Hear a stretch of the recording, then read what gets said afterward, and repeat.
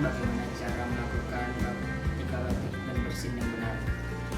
Batuk dan bersin dapat menyebabkan timbulnya ribuan kuman penyakit, maka dari itu kita perlu melakukan etika batuk dan bersin yang benar.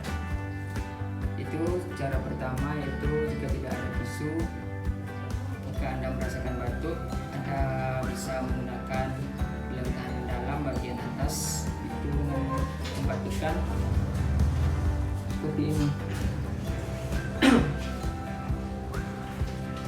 Cara yang kedua yaitu dengan menggunakan tisu.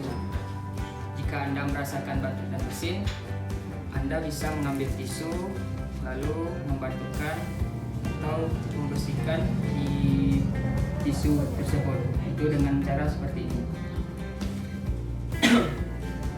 Lalu jangan lupa buang tisu ke tong sampah. Setelah itu jangan lupa Anda mencuci tangan dengan menggunakan sabun dan air mengalir. Jika tidak ada sabun, Anda bisa menggunakan hand sanitizer.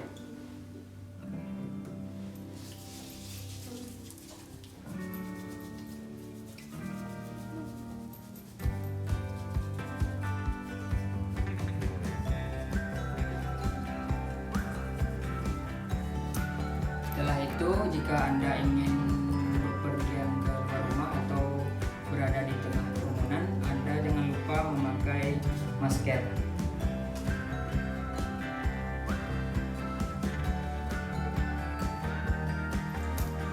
Sekianlah